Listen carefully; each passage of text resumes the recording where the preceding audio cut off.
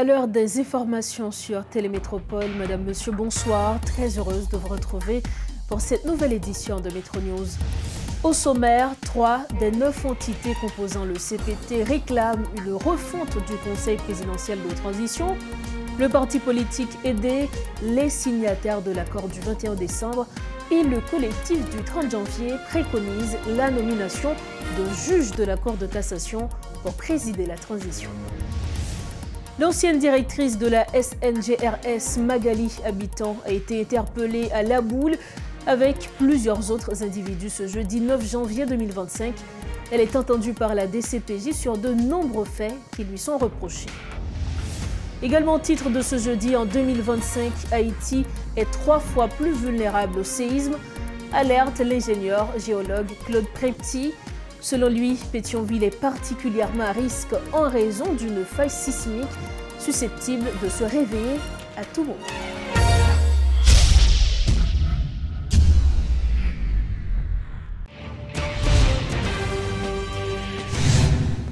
Bienvenue à tous au développement des titres de l'actualité. On démarre ce journal en politique.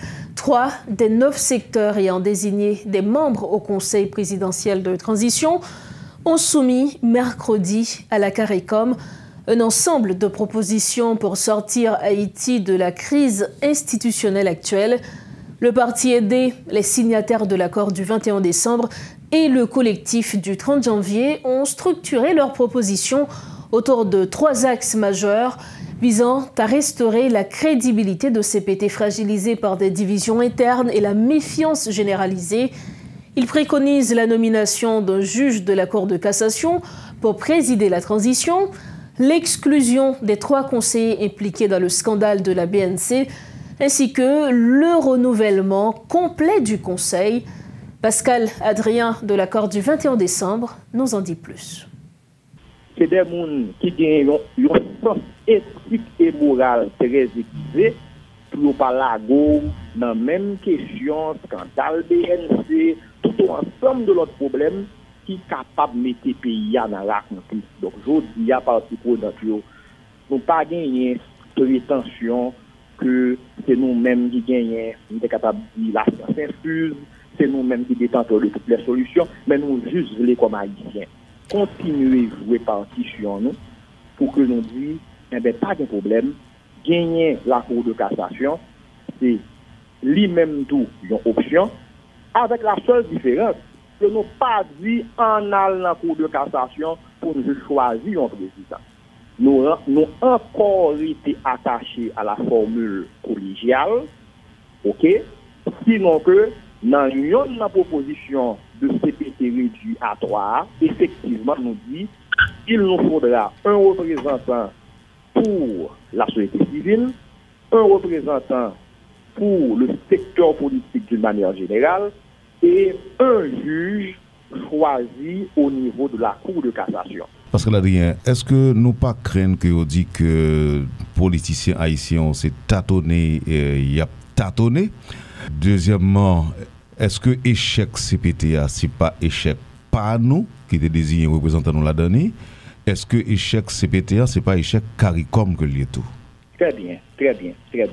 Mais ça me dit, c'est pas ni secteur ni CARICOM qui t'a voyé mon grand frère Louis Gérald Gilles, qui t'a voyé mon ami Smith Augustin, qui t'a voyé mon co-régionnaire Emmanuel Vertilaire, à impliquer, à épingler tête dans un scandale de corruption. Ça, c'est le premier élément de réponse. Deuxième élément de réponse, dans ce qui concerne nous, même particulièrement dans le 21 décembre, c'est depuis 27 juillet 2024, à travers un document que nous avons rendu public, que nous avons parlé pour nous prendre distance nous avec le Gérald Gilles. Et là, nous venons arriver dans le mois d'août et dans le mois de septembre, l'ité publique par rapport à l'évolution question au niveau de l'ULCC et autres, nous sommes déjà d'avis que nous remplacer le Gérald Gilles. Moi, pas parler dans non aidé, moi, pas parler dans non 30 janvier, mais li de notoriété publique que aider très tôt te fait même démarche là, mandi remplacer Smith Augustin. Et même au-delà de ce scandale, 30 janvier, toutes les médias comme ça fait longtemps que vous prenez distance par rapport au représentant qui c'est M. Edgar Leblanc-Fils. Donc, les secteurs, ils ne sont pas juste là à contempler des dérives là. Ils ne sont pas juste là à regarder ça qui passe pas bon. Et ils ne disent pas de problème puisque ces représentants, nous sommes à l'aise de quitter le marché. Non! Nous aurons tout fait pour mettre le CPP à l'abri de fonctionnement que ça fait là-dedans. Donc ça veut dire que nous t'es mal choisi. Parce qu'elle a rien. Allô? Oui, moi je dis que ça veut dire que nous t'es mal choisi. Vous aviez mal choisi vos représentants. Nous choisissons des gens qui trompent vigilance non et qui trompent vigilance peuple haïtien. Et je dis, après toute démarche que nous faisons, pour que, nous désolidarisions de publiquement, tout le monde comme ça, y compris la presse. 2, pour que nous fassions CPT à prendre distance par rapport à eux, ça pas arriver marché, eh bien, nous avons continué à mener toute démarche avec l'autre parti pour notre de telle sorte que fois ça, nous joignons une formule ultime pour nous redresser la transition. L'historien Michel Sokar juge un renouveau de l'engagement politique nécessaire pour changer les bases de la société haïtienne. Invité ce jeudi à la rubrique Le Point, il a affirmé que l'état actuel était irrécupérable car confisqué depuis 1804 au profit des mêmes personnes. Suivons les propos de Michel Sokar. Dans l'État haïtien, il faut revoir toutes les structures qui ont trait à servir la justice administrative. Et je vais vous causer, vous avez fait ILCC, vous avez fait comment commission massation marché public, ou pas régler rien, tout autant ou pas revoir toute structure l'État. De manière à ce que pour nèg qui dépenser comme là, ce n'est pas même moun qui contrôler comme là. On t'y va de là. Donc, j'aime pas dans la question avant, mais son t'y va en départ. Et on a tout le monde qui connaît côté clé corruption chita dans l'État haïtien, pas une nous a invité là Capdou que Samdo là bas ça. Parce que l'État haïtien est monté justement pour soutirer et protéger les corrupteurs. Et ce n'est pas d'aujourd'hui. Depuis Alexandre Pétion. OK? Alors, mon copain, si nous n'avons pas les pays, nous n'avons pas les pays sérieux. Si nous n'avons pas les pays, Jean-Bala Dia, on nous met clé en bas porte là et puis nous louons là. D'accord? Mais si nous n'avons pas attaqué le problème Haïti, non, il faut nous attaquer le champ lié. Depuis le 17 octobre 1806, Haïti est sorti de l'histoire. Parce que nous avons quitté les Jacques Dessalines qui étaient rendu compte que Jean pays à partir, s'il n'a pas fait un correctif tout de suite, petit bébé a fait tout mourir. Il tuer pour ça. En parlant d'Haïti. Oui. Et on connaît qui monde qui tue le plus. Et pas seulement des qui ont volé, non? Contrebandier. OK? D'alors. Oui. Non seulement il veut mettre l'ordre dans des qui ont volé, il veut mettre l'ordre dans des qui ont pété fiel le pays, n'a pas payé de taxes pour l'État joindre pour le faire travailler. Et puis, ils ont comploté, ils ont financé le mouvement. Et puis, est-ce que l'Europe dit non que pour résoudre le vrai problème paysan, c'est par là où nous passer? Pour résoudre le vrai problème paysan, il faut attaquer le problème dans la racine. On ne peut pas battre tout le monde, non? Mais pour attaquer la racine, il faut qu'on racine, non? Est-ce que vous dit non tout là, Michel Sokar? Changement quand il monde souhaite. Pour bagay Mabdou, on a dit là, on a dit de poser une question. Allez, Est-ce que ça veut dire que changement pile monde enfin auquel un pile monde aspire, il pas pour demain? Et pas question que le pas pour demain. Je voulais dire qu'il y a des routes, je voulais ouais encore une fois que nous voulons prendre les papes sortis Haïti de tout. En diplomatie, Haïti et le Bénin ont signé mercredi à Cotonou un mémorandum d'entente visant à renforcer leur coopération bilatérale à travers des consultations politiques régulières et des initiatives communes. Cet accord marque une étape importante dans le rapprochement diplomatique entre les deux nations qui entendent collaborer dans des domaines stratégiques tels que l'agriculture, l'éducation, la culture et le commerce. Les ministres des Affaires étrangères Jean-Victor Harvel Jean-Baptiste et Olusegun Adjani Bakari ont également affirmé leur volonté de défendre des positions communes au sein des institutions internationales, en mettant l'accent sur le développement durable et la solidarité entre les deux pays du Sud. Comme précisé au début de ce journal, l'ancienne directrice du Service national de gestion des résidus solides, Magali Habitant, a été interpellée à La Boule avec plusieurs autres individus ce jeudi 9 janvier 2025.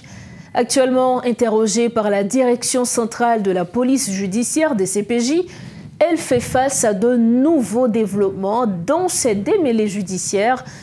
Figure controversée, Madame Habitant a été liée à de nombreuses affaires, dont l'inculpation en 2019 pour son rôle dans le dossier des 7 mercenaires armés arrêtés à proximité de la Banque de la République d'Haïti, dans des conditions qui avaient indigné l'opinion publique.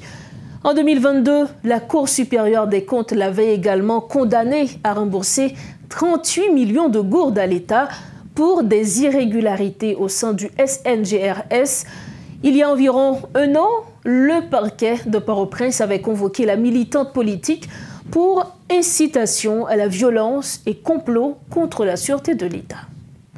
Autre information à Metro News, l'Institut du bien-être social et des recherches se dit préoccupé par la situation des mineurs pris au piège de la violence criminelle, dénonçant les cas où des enfants sont léchés pour leur prétendu rapport avec des gangs. Libers appelle à une coordination des actions pour différents acteurs impliqués dans la protection de l'enfance pour remédier à cette situation. Entre-temps, une task force composée de plusieurs ministères étatiques et de Libers a été mise en place pour travailler en faveur de cette catégorie. Hervé Volsi, cadre de Libers affecté à la direction de la défense sociale, nous en dit plus. C'est vrai le rôle régulateur là, mais elle n'a pas seule mission de protection sociale, voire la protection de l'enfant. C'est extrêmement important pour la population à comprendre ça. Comme nous t'ai dit tantôt, il y a des facteurs qui prédisposent la délinquance juvénile en Haïti qui frisent aujourd'hui le banditisme. Je dis à nous entendre des gens vraiment enrôlés, des gens impliqués, des gens tombés dans des bails. Jamais que nous pas imaginer des gens qui sont enrôlés dans les gangs. Mais nous travaillons longtemps, nous travaillons sur ça, parce que nous avons toujours parlé de la prise de conscience généralisée.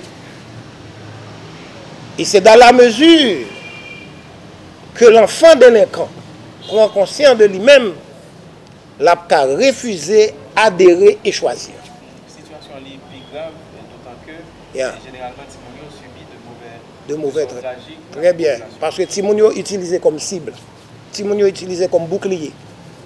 Pour répéter même Madame Directeur Général là, Timounio est utilisé comme bouclier, nègre utilisé comme bouclier.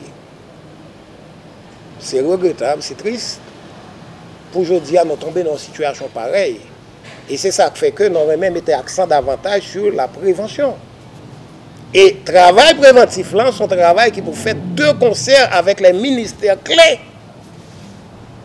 Et c'est ça qui fait que une task force que bien-être social, certainement la DANI, mais qui gagne des organismes, que ce soit l'UNICEF qui sont partenaires au quotidien pour le bien-être social, que ce soit le commissaire du gouvernement, que ce soit le ministère de la Justice, voire notre ministère de tutelle qui est le ministère des Affaires sociales, le ministère de l'Éducation nationale et la brigade de la protection des mineurs. Donc, task force. Et ceci, dans la task force, ça, c'est important que bien-être social pourra l'ajouter encore le ministère à la condition féminine, qui sont ministères clés. Et même le ministère de la Santé publique, pas oublier, il y a 7 ministères clés en matière de protection de l'enfant. Sans oublier les organismes partenaires de protection de l'enfant, dont en tête de liste, nous avons l'UNICEF. Et nos travail, peut-être la population qui ne peut pas comprendre, pas qu'on n'est pas ouais travail nous, mais travail en pile. Il y a des choses qui sont déplorables. Et nous reconnaissons effectivement du côté de la population haïtienne, et ça n'a pas adressé le tout à la société, côté une forme de négligence, comme on dit, on manque de responsabilité car un pile parent. Parce que quand papa fait petit ou la gueule, son tristesse. Pas oublier bien-être social, gagner un paquet de services, un service même qui est le service prénuptial. Nous pas fait un coup là pour nous expliquer au moins 14 services qui existent dans le bien-être social. Ce n'est pas ça qu'on a fait, mais on a essayé de montrer que il y a un mandat service prénuptial là, entre autres, c'est justement pour empêcher l'abandon des enfants qui fait que nous encourageons le mariage au sein de la population civile. Ou là, voilà qu'en coïncidence, c'est le service prénuptial qui est emmené tout là, tout devant là. Côté, nous encourageons le mariage, justement pour empêcher à ce qu'il y ait autant d'enfants qu'a fait sans maman, sans papa. Pardon, sans papa. Parce que généralement. Depuis quelque temps, l'Université d'État d'Haïti fonctionne au ralenti. Certaines facultés sont devenues inaccessibles en raison des violences. De nombreux étudiants expriment leur inquiétude face à un avenir incertain marqué par l'insécurité. Les attaques de gangs dans les quartiers populaires menacent la sécurité de tous, y compris celle des étudiants. Lors d'une visite d'une équipe de métropole dans certains établissements, les étudiants ont partagé leurs préoccupations et leur résilience. Garbijan nous en parle. Considérée comme le moteur du développement d'un pays, la jeunesse, notamment les étudiants de l'Université d'État d'Haïti, fait face à une situation alarmante. L'insécurité croissante compromet leur avenir en tant qu'intellectuels, d'autant plus que certaines facultés d'État restent inaccessibles. Ruth, étudiante en psychologie à la faculté des sciences humaines, illustre cette réalité. Elle a dû fuir la violence qui frappait Torcelles il y a quelque temps. Oui, bien sûr, surtout nous sommes déplacés, nous résidons à Pernier. Peut-être même parents, famille, on descend là, on dit, on descend là, et il y a des femmes qui sont là, et les privés là, ils ont dit, mais tel prend balle marron. Donc, ça a vraiment comme ça toujours une période de stress constant. Et ça va jouer vraiment sur le mental, mais obligé de faire résistance dans les gens capables. Donc, on va continuer, mais ce n'est pas facile du tout. Les futurs bâtisseurs de la nation rêvent d'un avenir meilleur qui leur permettra de mettre leur profession au service de la société. Cependant, cet espoir semble encore lointain, considérant la situation actuelle. Ruth, quant à elle, a vu ses études retardées en raison de l'incertitude qui entoure la tenue des cours et des inconvénients liés à l'enseignement en ligne. Par rapport avec la faculté, il y a des professeurs qui n'ont pas décidé de venir là du tout, à cause de l'insécurité. Il y a tout qui décident de ne pas venir faire cours. Donc là, nous venons dans 40 professeurs, surtout avec le programme Biden. Et il y a des gens volontairement qui décident de quitter le pays. Donc, en tant qu'intellectuel, ça ralentit nous tout dans le niveau d'études. Donc, nous avons supposé étudier fini ça, mais là, on a trouvé 3e et 2e année, alors que nous sommes supposés finir la 3e année pour mal la 4e année. Malgré ce contexte difficile, un groupe de postulants rencontrés à la Faculté des sciences humaines se prépare à son intégration cette année. Wensley et Lukendi, impatients de connaître leurs résultats d'admission, se montrent plutôt optimistes concernant un changement social. Ces derniers prônent une résistance sur fond d'une tête bien faite et bien pleine. Le contexte actuel là, côté insécurité a ravagé toute société, entrer dans la faculté de l'État, c'est vrai qu'il y a un risque, mais nous-mêmes en tant que jeunes qui viennent, qui ont un avenir, qui ont une idée, nous voulons défendre. Nous disons que tant qu'on a fait une route qui passe, tant qu'on a la voie gauche, préférez nous instruire, nous former nous en façon, après 5 ans, 10 ans, pour nous utiliser tête nous en bagage pour nous utiliser le pays nous en façon pour nous changer le système qui est là pour un jour quand même nous jouer de nouvelles Haïti. En fait, une bagage jeune yo pas jamais toujours à répéter et que yo toujours dit que yo pas jeune yo place dans la société mais nous toujours dit qui engagement nous mêmes jeunes nous prend par rapport à ça qui a passé. Parce que nous supposons former tête nous davantage pour nous ne touche pas non puisque on toujours dit ça Haïti fait ça pour le faire pour nous déjà et l'attend nous. Cependant, malgré cette situation critique, Ulrich refuse d'abandonner ses 4 années d'études en géographie à l'IERA. Bien que ces étudiants n'envisagent plus leur avenir avec certitude, le futur géographe insiste sur le fait que le sort du pays dépend en partie d'eux. Il en profite pour mettre les autorités en garde. Bon, ce bail qui est incertain, ok, pas pour moi seulement, ok, même si nous essayons d'être optimistes, ok, bon, même si nous pas entré dans une sorte de fatalisme, ok, mais nous toujours croyons qu'il y a plus bon jour qui venir, mais en dehors de ça.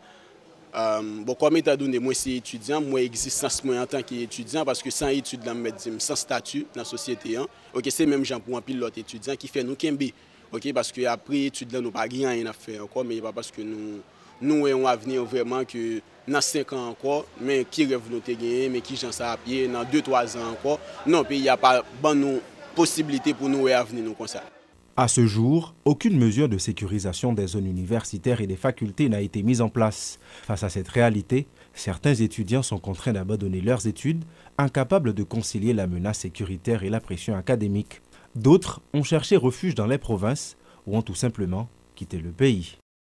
Toujours concernant la situation sécuritaire, la Fédération haïtienne des petites et moyennes entreprises lance un cri d'alarme face à la situation sécuritaire désastreuse qui règne dans le pays, qui affecte tous les secteurs, principalement les entrepreneurs haïtiens. Selon Yannick Mézil, présidente de la FAPME, plus de 15 000 entrepreneurs haïtiens sont décapitalisés. Plusieurs marchés publics sont dysfonctionnels, entre autres en rapport à cette violence incessante des gangs. Bon, nous-mêmes, nous avons dit que FAPME, pays, on va dire ça, FAPME prend un pile coup. Anissa, depuis près de 2 ans, nous pris un coup. Côté, plus fort, marché nous tombé en bas main groupe armé. Côté, nous avons plus que 15 000 à 20 000 commerçants qui décapitalisés. Il faut que nous fassions une fédération qui a plus que 150 000 commerçants à travers tout le pays. Nous faisons plusieurs projets. Nous faisons projet avec ADI. Nous faisons projet avec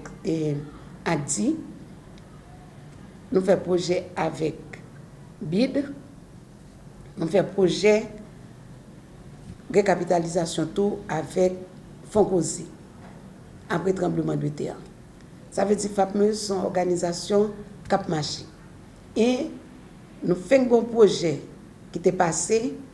En fait, c'est un groupe d'organisations qui t'a présenté des projets. Dans la Banque mondiale, c'était avec finance que nous avons fait. Le projet Panou est passé et nous sommes une partie prenante et projet Banque mondiale.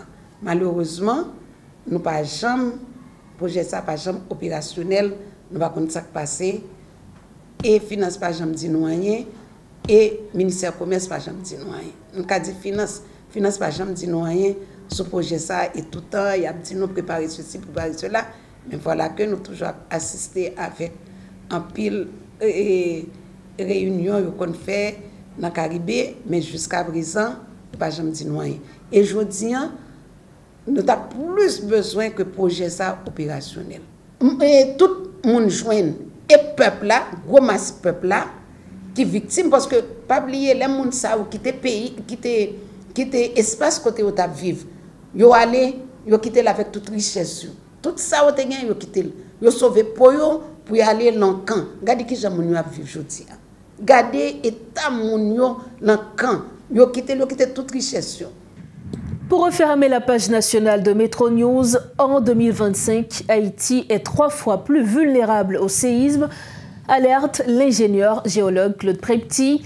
Les infrastructures parasismiques, notamment les écoles et les hôpitaux, sont abandonnées ou vandalisées, victimes de l'insécurité. Le directeur du Bureau des mines et de l'énergie déplore que la population néglige toute préparation aux catastrophes naturelles, préoccupée avant tout par sa survie quotidienne. Selon lui, Pétionville est particulièrement à risque en raison d'une faille sismique susceptible de se réveiller à tout moment. Les explications de l'ingénieur géologue Claude Prepti. Maintenant, 15 ans après, est-ce que nous sommes moins vulnérables? Pour ma part, cette question n'est pas à l'ordre du jour. Parce que, je dis à janvier 2025, la situation est totalement différente de janvier 2010. La question qu'il faut se poser aujourd'hui, si en 2025, là, gros tremblement de terre, qui paraît à ça qui est passé en 2010, l'arrivée, ça va passer dans le contexte de la situation actuelle de crise. C'est là le problème. C'est là que la préoccupation se trouve. Parce que, je dis, la situation économique est totalement différente. Ça qui passe, je dis, sous le tremblement de terre arrivé. Nous avons une économie qui est totalement désastreuse, avec une inflation de l'ordre de 29,3%. Nous avons une contraction du PIB, je dis, qui est 4,2%, et ceci pendant 6 années consécutives. Nous avons 96% de la population qui est très vulnérable au choc naturel, qui vit avec moins que 2,50 $ par jour. En termes démographiques, en 2010, l'arrondissement de Port-au-Prince avait 2 500 000 habitants. Et nous, à tous les dégâts que ça fait. Mais je dis, on parle de 700 000 déplacés de la région métropolitaine de Port-au-Prince. Qui côté que le monde va aller? Il y a un pile en province. Mais 3 cas de population, Caillou Crasé, et Monté-Pétionville et Delma. Quelle a été la densité de la population à Delma et à Pétionville en janvier 2010? À peu près 15 000 habitants par kilomètre carré aujourd'hui. Tout le monde sait que Monté-Pétionville, qui concentre Pétionville, densité à peut-être 20 000, 25 000 habitants par kilomètre carré. Or, sur zone à haut risque sismique, avec une faille qui passait dans la zone La Boule. Imaginez que faille ça a commencé à libérer l'énergie et puis un tremblement de terre de 7, même avec 2 janvier 2010, avec une forte concentration de population. Quel sera le bilan? Peut-être 3 fois plus. Donc il n'est pas question de dire que nous avons progressé, que la situation est différente aujourd'hui. Non, la situation n'est plus la même. Cette question ne se pose pas aujourd'hui parce que c'est surtout la question sécuritaire. En 2010, un peu le monde mourit. Qui côté maintenant? L'hôpital, centre de santé, un paquet qui est écrasé. Mais je vous dis, est-ce que nous avons des hôpitaux? Le personnel de santé, où est-ce qu'il se trouve? Tout un programme Biden de parti. Il y a 13 administrations sur 15 qui sont écrasées par les législatifs, par les nationales, par les justices. Il y a un pile qui était reconstruit après 12 janvier 2010, dans la zone de la ville. Il a abandonné tout ce qu'on a. Et toute administration logée dans des maisons privées, qui n'est pas appropriée du tout pour ce genre de bagages. Il y a un paquet de l'école qui était reconstruit après 12 janvier, il a appliqué les normes parasismiques, côté aujourd'hui. Tout quitté centre-ville là. Tout réfugiés au Delma, Pétionville. Premier cas que rejoignent dans un bâtiment qui n'est pas approprié, qu'on est là, tout tourner l'école, tout tourner l'hôpital. Tout ceci augmente la vulnérabilité de la population. Donc si on doit se poser aujourd'hui la question, est-ce que nous sommes plus vulnérables aujourd'hui? Peut-être 3 fois plus, 4 fois plus. Cette question n'est pas à l'ordre du jour. Ce n'est pas ce qui préoccupe aujourd'hui la population.